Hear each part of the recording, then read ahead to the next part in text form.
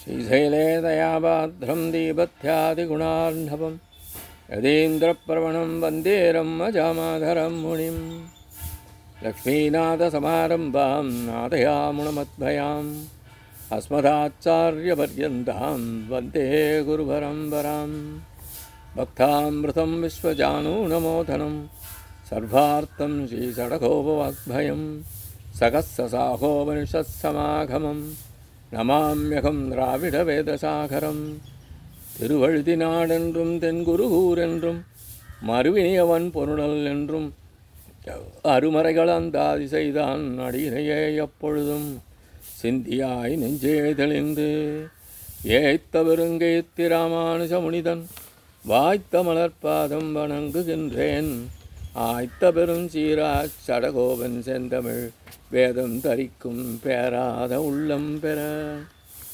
எம்பெருமான் திருவருளாலே ஆச்சாரியன் அனுக்கிரகத்தாலே கடந்த பல தினங்களாக நம்மாழ்வார் அருளிச் செய்த திருவாய்மொழியை அனுபவித்து வருகிறோம். இன்றைய தினம் நாம் அனுபவிக்க இருப்பது 2ஆம் பத்து 3ஆம் பதிகம் 8ஆம் பாசுரம்.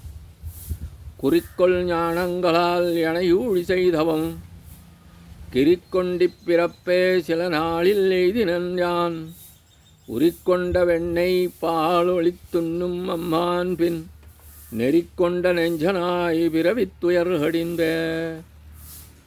சர்வேஸ்வரன் கண்ணனாக அவதரித்த காலத்திலே சிறு பிராயத்திலே ஆய்ப்பாடியிலே அவன் செய்த அந்த கள்ளமாயம், அந்த சிறிய செயல்களை ஆழ்வார் இங்கே சிலாகித்து இந்த பாசுரத்தை அருளிச் செய்துள்ளார்.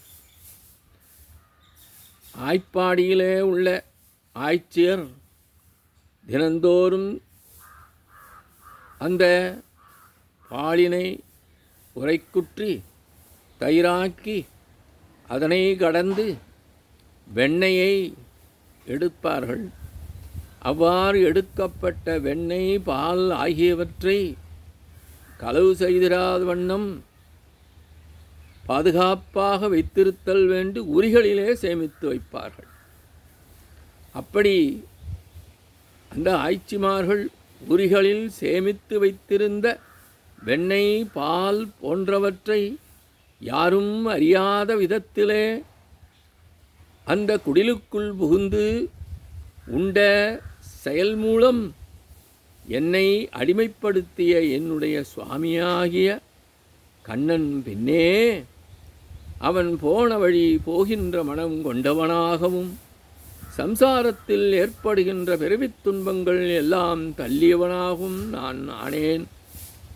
எந்த பலனையும் எதிர்பாராமல் நான் இவற்றை செய்யவில்லை என்ற எண்ணத்துடன் செய்யப்படுவதான யமம் மற்றும் நியமங்கள் ஆகியவற்றை கைக்கொள்ளுவதால் ஏற்படும் பலவிதமான ஞானயோகங்கள் மூலம் பல காலங்கள் கொண்டு கைக்கொள்ள வேண்டியதான பக்தியோகம் என்ற தவத்தின் பலனை சர்வேஸ்வரனுடைய கிருபை என்ற உபாயம் காரணமாக இந்த பிறவிலேயே அதுவும் சில நாளில் எய்தினன் நான் என்கின்றார்.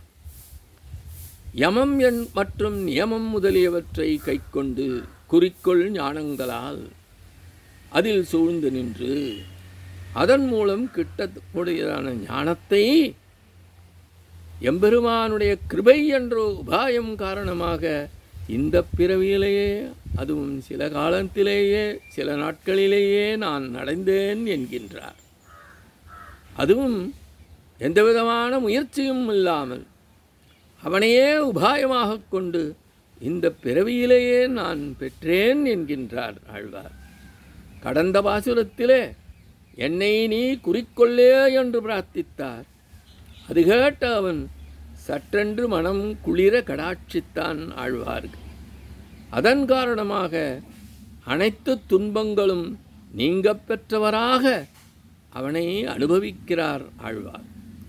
எனது விரோதிகள் நீங்கி அவன் திருவடிகளிலே அனுபவித்ததை நான் பெற்றேன் என்று இங்கே அருளிச் செய்கின்றார்.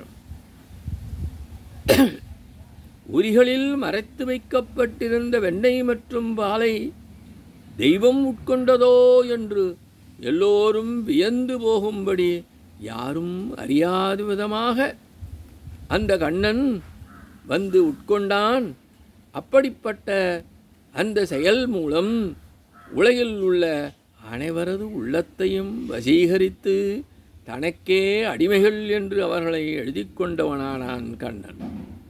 அவனுக்காகவே கைங்கரியம் செய்து வாழ்தல் என்ற நிலைக்கு அனைவரையும் ஆக்கினான் அவன்.